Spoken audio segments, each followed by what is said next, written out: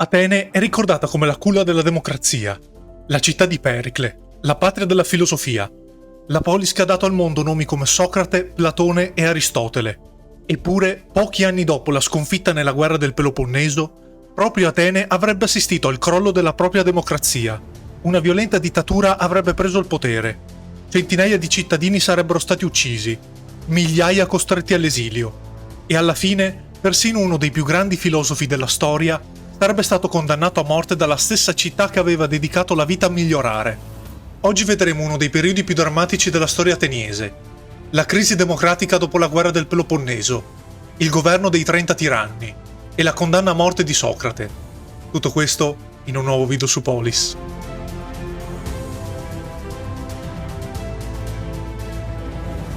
Nel 404 a.C., dopo quasi 30 anni di guerra, Atene è costretta ad arrendersi a Sparta. La città che per decenni aveva dominato il mare Egeo vede crollare il proprio impero.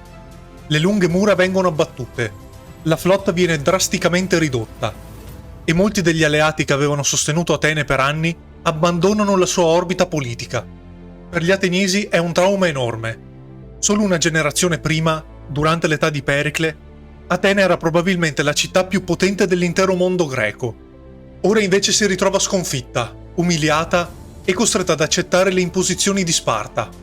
Le conseguenze della guerra si fanno sentire ovunque. I commerci rallentano, le entrate diminuiscono. Molte famiglie si ritrovano in difficoltà economica. Dopo quasi 30 anni di conflitto, la popolazione è stanca e profondamente segnata dalle perdite subite. Ma la crisi non è soltanto economica. Diventa rapidamente una crisi politica. Sempre più cittadini iniziano a chiedersi se la democrazia abbia preso le decisioni giuste durante la guerra. Molti aristocratici accusano apertamente il sistema democratico di aver portato Atene alla rovina. E in effetti alcuni errori erano stati enormi. Pensiamo ad esempio alla spedizione in Sicilia, una campagna militare che avrebbe dovuto espandere il potere ateniese e che invece si era trasformata in una delle più grandi catastrofi della storia della città. Per molti ateniesi quella disfatta era la prova che il sistema politico aveva fallito. In questo clima di paura e incertezza cresce l'idea che sia necessario un cambiamento radicale. Secondo alcuni gruppi aristocratici, il potere non dovrebbe più appartenere al popolo. Dovrebbe invece essere affidato a pochi uomini considerati più competenti e più affidabili. Una proposta che fino a pochi anni prima sarebbe stata impensabile. La guerra non aveva soltanto distrutto la potenza militare di Atene, aveva distrutto anche la fiducia degli ateniesi nel proprio sistema politico.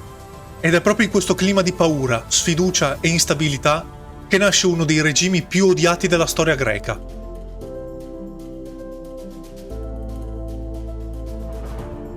Dopo la vittoria, Sparta sostiene la creazione di un nuovo governo oligarchico ad Atene.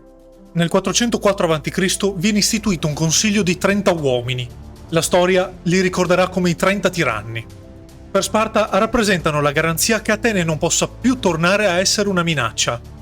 Per molti ateniesi, invece, sono l'inizio di un periodo oscuro. Bisogna ricordare una cosa importante. I 30 tiranni non si presentano come dei tiranni. Si presentano come dei riformatori. Dicono di voler ristabilire l'ordine, di eliminare la corruzione e di risolvere i danni creati dalla democrazia. Ma presto le loro vere intenzioni diventeranno molto chiare. Tra i loro leader spicca Crizia, aristocratico ateniese, politico radicale e, ironicamente, ex allievo di Socrate. In teoria il nuovo governo avrebbe dovuto riformare la città. Nella pratica si trasforma rapidamente in una dittatura. I 30 concentrano il potere nelle proprie mani e limitano drasticamente la partecipazione politica dei cittadini. Gli oppositori vengono arrestati, le proprietà confiscate. I processi diventano sempre più rapidi e arbitrari. Molti cittadini vengono accusati senza prove reali. Altri vengono eliminati semplicemente perché considerati pericolosi per il nuovo regime. Molti ateniesi scelgono la fuga e trovano rifugio in altre città della Grecia. E il problema è che il terrore non colpisce soltanto i democratici. Con il passare dei mesi, i 30 iniziano a perseguire anche persone che avevano inizialmente sostenuto un nuovo governo. Sempre più cittadini capiscono che non si tratta più di una semplice riforma politica. Si tratta di una dittatura vera e propria. Le fonti antiche parlano di centinaia di vittime in pochi mesi. La paura si diffonde in tutta la città.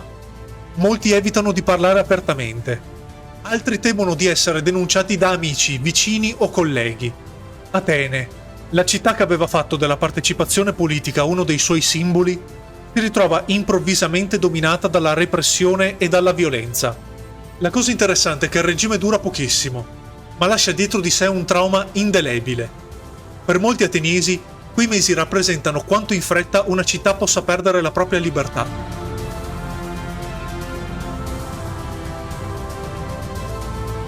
Nel 403 a.C., un gruppo di esuli guidati da Trasibulo organizza la resistenza contro i 30 tiranni. Partendo dalla fortezza di File, gli oppositori riescono gradualmente a raccogliere sostenitori. Sempre più ateniesi, stanchi delle persecuzioni e della violenza del regime, decidono di unirsi alla rivolta.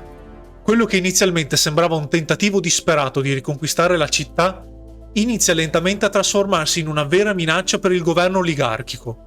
Ed è qui che i 30 iniziano a commettere un errore fatale.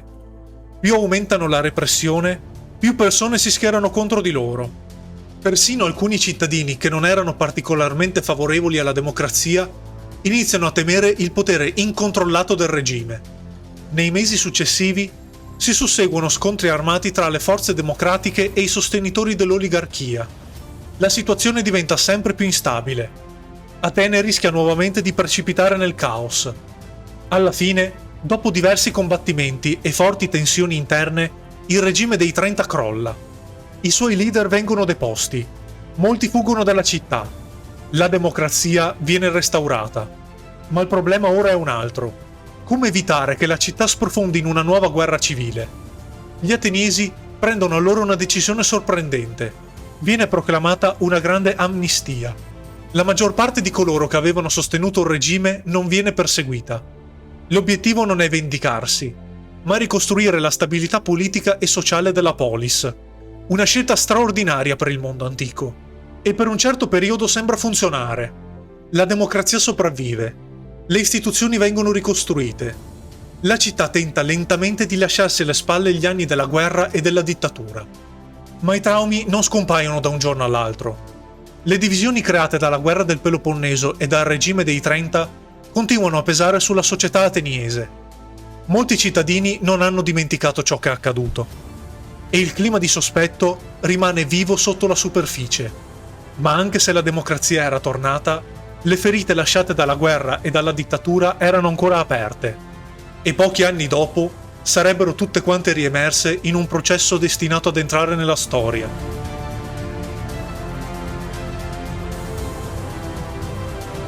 Nel 399 a.C., Socrate ha circa 70 anni. È uno dei filosofi più conosciuti ad Atene. Passa le giornate discutendo nelle piazze e interrogando i cittadini sulle loro convinzioni. Non scrive libri. Non fonda scuole nel senso moderno del termine. Preferisce dialogare direttamente con le persone, ponendo domande spesso scomode e mettendo in discussione certezze che molti considerano indiscutibili. Per alcuni è uno dei pensatori più brillanti della città, per altri è un personaggio pericoloso. Il problema è che Socrate vive in un momento molto delicato. Atene è appena uscita da una guerra devastante. Ha vissuto una dittatura. Ha visto cittadini uccidere altri cittadini. E la fiducia reciproca all'interno della polis è ancora estremamente fragile. Molti ateniesi iniziano a guardare Socrate con sospetto. Alcuni suoi ex allievi erano stati coinvolti nella politica oligarchica. Tra questi proprio Crizia, uno dei leader dei 30 tiranni. Naturalmente Socrate non aveva governato insieme ai 30. Tuttavia, per una parte della popolazione, il legame con alcune figure così controverse era sufficiente per renderlo sospetto. Le sue critiche ai politici e alle istituzioni non contribuiscono certo a migliorare la situazione. Alla fine vengono formulate due accuse principali. Socrate sarebbe colpevole di non rispettare gli dei tradizionali della città e di corrompere i giovani ateniesi con i suoi insegnamenti. Inizia così uno dei processi più celebri della storia. Davanti alla giuria popolare, Socrate si difende personalmente, ma il verdetto finale è sconvolgente. Viene dichiarato colpevole. La condanna è la morte. Ancora oggi gli storici discutono sulle vere ragioni del processo. Le accuse religiose furono probabilmente solo una parte della storia. Molti ateniesi vedevano in Socrate una figura legata, almeno indirettamente, agli ambienti che avevano sostenuto il regime oligarchico, e forse, più che le sue idee religiose, era proprio il clima politico creatosi dopo i 30 tiranni a renderlo un bersaglio così controverso. Dopo la condanna, alcuni amici e discepoli di Socrate organizzano persino un piano per farlo fuggire dalla città. Le possibilità di successo non mancano. Molti ritengono che la sentenza sia ingiusta e che il filosofo debba salvarsi. Ma Socrate rifiuta. Secondo il suo ragionamento, chi ha vissuto per tutta la vita rispettando le leggi della polis non può decidere di ignorarle soltanto quando gli diventano sfavorevoli. È una decisione che ancora oggi continua a far discutere. Molti avrebbero scelto la fuga. Socrate invece decide di restare e di affrontare le conseguenze della sentenza, coerentemente con i principi che aveva insegnato per tutta la vita. Nel 399 a.C., Socrate beve la cicuta e muore circondato dai suoi discepoli. Secondo il racconto tramandato da Platone, trascorre i suoi ultimi momenti discutendo serenamente con gli amici e riflettendo sul significato della morte e dell'anima. La scena verrà ricordata per secoli come uno dei momenti più celebri della storia della filosofia. Diventerà il simbolo dell'uomo disposto a sacrificare la propria vita pur di non rinunciare alle proprie convinzioni. Paradossalmente, la città che aveva dato origine alla filosofia occidentale aveva appena condannato a morte uno dei suoi più grandi pensatori. La sconfitta nella guerra del Peloponneso non segnò soltanto la fine dell'impero ateniese. Aprì una profonda crisi politica e sociale. La dittatura dei 30 tiranni mostrò quanto fragile potesse essere la libertà. E il processo a Socrate dimostrò che anche una democrazia può prendere decisioni che continuano a far discutere dopo più di 2000 anni. Nel prossimo episodio torneremo alla nostra serie principale e seguiremo Alessandro Magno nei primi anni del suo regno, dopo la morte di Filippo II, perché la Macedonia stava per cambiare il mondo.